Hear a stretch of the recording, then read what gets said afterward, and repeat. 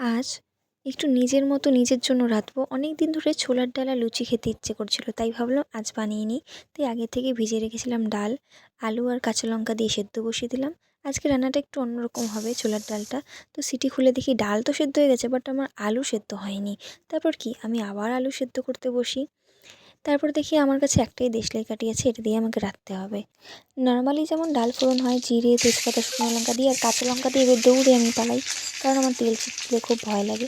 তারপর একে একে আদা, জিরে গুঁড়ো, গরম মশলা গুঁড়ো, নুন, হলুদ দিয়ে একটু সামান্য জল দিয়ে ভালো মতো কষিয়ে নিয়ে তার মধ্যে সেদ্ধ করা আলু দিয়ে দিই।